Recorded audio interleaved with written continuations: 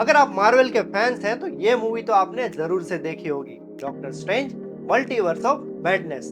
तो अगर आपको साइंस में थोड़ी सी भी क्यूरियोसिटी है तो आपको ये सवाल अपने दिमाग में एक बार तो जरूर से आया होगा कि क्या हमारी दुनिया एक इकलौती दुनिया है या जैसे मूवी में दिखाया गया वैसे बहुत सारी दुनियाएं हैं, मतलब कि इट्स ए यूनिवर्स और इट्स अ मल्टीवर्स।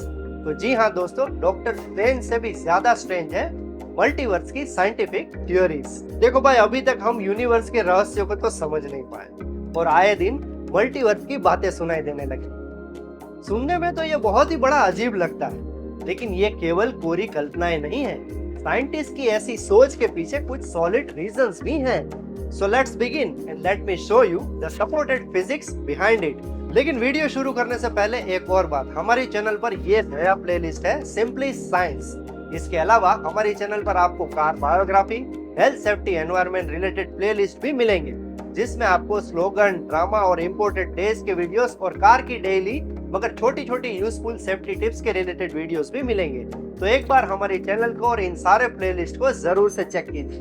तो चलिए फटाफट से बिल्कुल समय बर्बाद किए बिना जल्दी से वीडियो को शुरू करते हैं।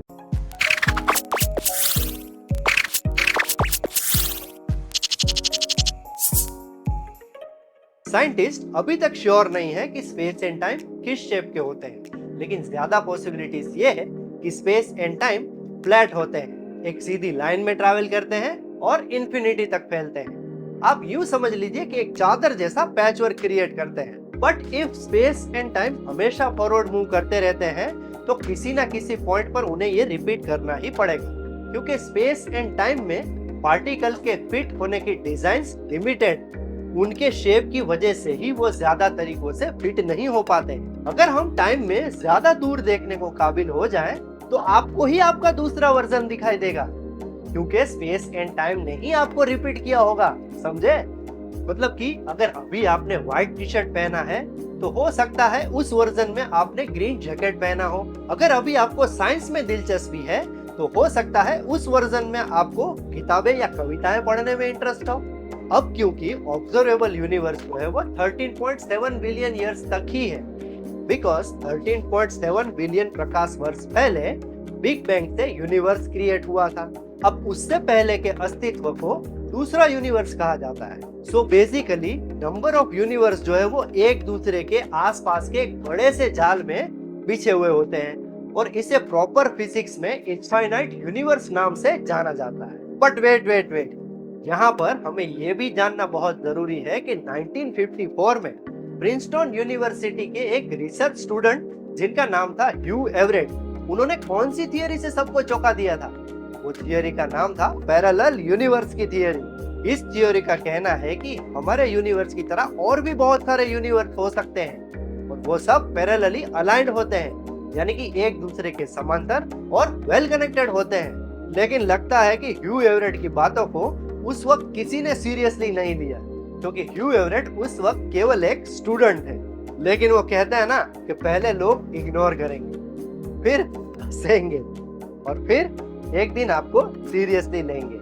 और ह्यू एवरेट के साथ भी कुछ ऐसा ही हुआ। तो भाई असल में ह्यू एवरेट को सीरियसली लेना तब स्टार्ट हुआ जब प्रोफेसर मैक्स टैगमार्ट ने दुनिया को एक वैचारिक एक्सपेरिमेंट का डेमो दिया। क्या था वो वैचारिक एक्सपेरिमेंट?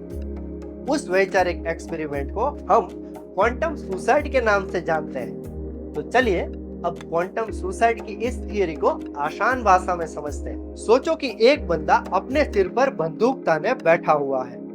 घबराहट में उससे वो बंदूक का ट्रिगर दब जाता है। जैसे ही ट्रिगर दबता है, यूनिवर्स का विभाजन दो परिणामों के अनुसार हो जाता है। एक यूनिवर्स में गोली चल जाती है और वो बंदा मर जाता है। दूसरे यूनिवर्स में गोली नहीं चलती है और वो बंदा जिंदा रहता है। तो पैरेलल यूनिवर्स की थियरी कहती है कि किसी भी एक्ट के सभी संभव परिणामों के आधार पर उस यूनिवर्स का उतने ही विभागों में विभाजन हो जाता है।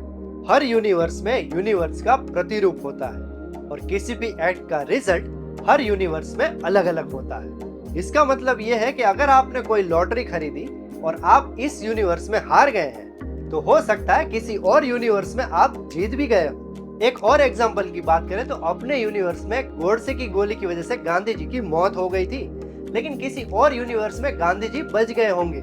इन शॉर्ट कहने का मतलब यह है कि पॉसिबिलिटीज के आधार पर नए नए पैरेलल यूनिवर्स क्रिएट होते रहते हैं। जाने माने फिजिसिस्ट ब्रियन ग्रीनी, मिकियो काकू और स्टीफन हॉकिंग्स पैरेलल यूनिवर्स की थियरी को सपोर्ट करते हुए नजर आते हैं। ब्रायन ग्रीनी सर ने अपनी किताब the hidden reality, parallel universe and the deep loss of Cosmos में पैरेलल यूनिवर्स की थियरी को सबसे ज्यादा विश्वास पात्र माना है और उसकी साइड में बहुत सारे तथ्य जुटाए हैं। अगर आपने ये बुक नहीं पढ़ी तो कोई बात नहीं, आपको स्टार ट्रेक मूवी तो याद है ना।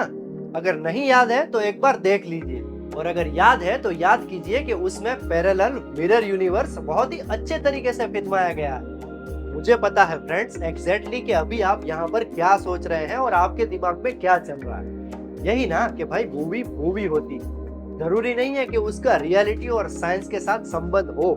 तो भाई मैं आपको बता दूं कि आपकी बात बिल्कुल बिल्कुल सही है, लेकिन ये भी तो सही है ना कि यही सारी साइंस फिक्शन फिल्में और किताबें इन थियरीज को विजुअली समझने में हमें बहुत ज्यादा हेल्प करती हैं, हमारी इमेजिनेशन को ब्रॉड करती हैं, और जिन चीजों को हम केवल पढ़ सकते हैं या सोच सकते हैं उन्हें एक शेप देती है और उन्हें ज्यादा बिलीवेबल बनाती है ना। आपको ये जानकर भी हैरानी होगी कि हमारे वेदों और उपनिषदों में भी दुनिया की उत्पत्ति के बारे में मेंशन किया गया है। यजुर्वेद के 40वें अध्याय ईशावास्योपनिषद में भी इसके बारे में लिखा गया है। और क्या लिखा गया है कि ये जगत जिसमें अनेकों सूर्य, नक्षत्र और निहारिकाएं समाई हुई है, ये जगत सदा गतिशील है, मतलब कि सदा फैलता जा रहा है। तो क्या ये एक महज कोइंसिडेंस है? I don't think so. फिर भी मैं यहाँ पर इस विषय को लेकर डीप जाना नहीं चाहता, क्योंकि शास्त्रों में इस स्टेटमेंट को सपोर्ट करने वाले कोई ठोस वैज्ञानिक प्रमाण नहीं है। 13.7 बिलियन ईयर्स पहले बिग बैंग से पैदा हुआ हमारा यूनिवर्स अब धीरे धीरे बड़ा हो रहा है। जैसे जैसे हम गुब्बारे में हवा भरते हैं और गुब्बारा फैलता जाता है, वैसे वैसे हमें उसके पार्टिकल्स के बीच का जो डिस्टेंस है वो दिखाई देने लगता है, और इस प्रक्रिया को फिजिक्स में कहते हैं कॉस्मिक इन्फ्लेशन। टुफ्ट यूनिवर्सिटी के साइंटिस्ट अलेक्जेंडर विलेनकिन की माने तो यूनिवर्स तेजी से और रैंडमली फैलता जा रहा है, और ये डिस्टेंस से ही नए नए यूनिवर्स जो है वो पैदा हो रहे हैं। और यहाँ पर भी एक बात नोट करने की जरूरत है कि रैंडमनेस यूनिवर्स में बाय बर्थ होती है। तो यहाँ पर सारे जो यूनिवर्स हैं वो एक दूसरे से जुड़े हुए नहीं होते हैं। हर एक यूनिवर्स के अपने निजी फिजिक्स के लॉज होते हैं। यही तो है बबल यूनिवर्स की थियरी।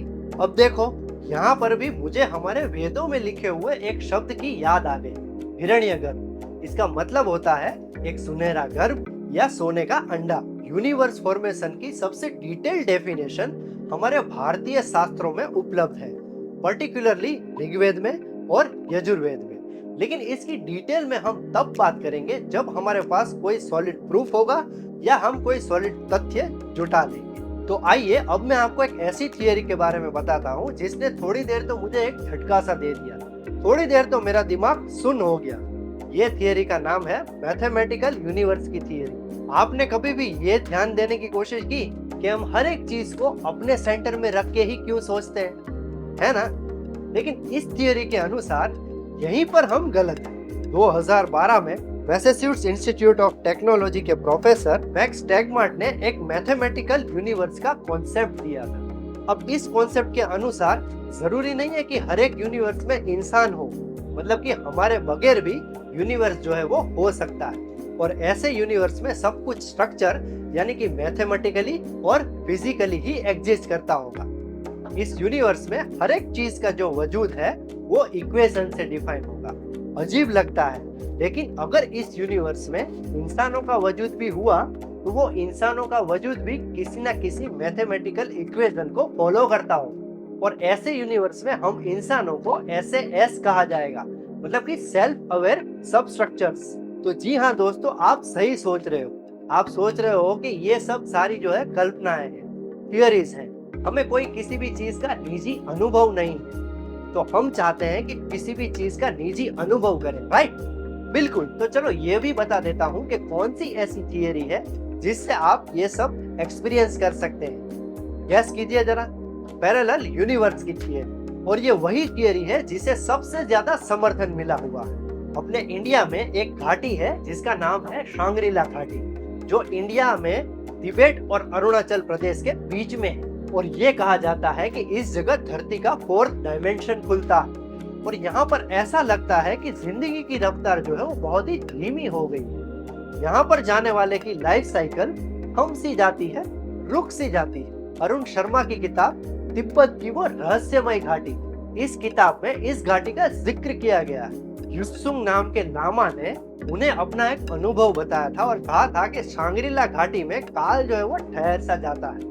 इस जगह पर ना तो सूरज की किरणें हैं और ना ही चंद्रमा का प्रकाश है, लेकिन फिर भी चारों ओर एक रहस्यमय प्रकाश जो है वो फैलता रहता है। जेम्स हिल्टन की किताब लॉस्ट होराइजन में भी इस चीज का प्रमाण जो है वो हमको मिलता है। और आजकल चाइना भी इस अनोखी जगह के रहस्य को जानने की भरपूर कोशिश में लगा हुआ है। तो गाइस, अब आप भी थियरीज को सोच सकते हो और कमेंट सेक्शन में हमें बता सकते हो सकता है कि आपका इमेजिन किया हुआ मॉडल मल्टीवर्स फॉर्मेशन की थियरी में कोई एक नया डायमेंशन खोल दे, जैसा कि प्रिंसटन यूनिवर्सिटी के स्टूडेंट ह्यू एवरेट ने बेबाकी अपनी थियरी को एक्सप्लेन किया था, right? So do like, share and subscribe our channel with the bell icon, ताकि डिस्कशन आगे बढ़ता रहे और ज्ञान की बत्ती जलती रहे।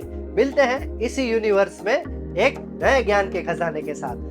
तब तक के लिए स्टे सेफ, स्टे हेल्दी। जय हिंद, जय भारत। आप हमें ट्विटर, फेसबुक और इंस्टाग्राम पर भी फॉलो कर सकते हैं।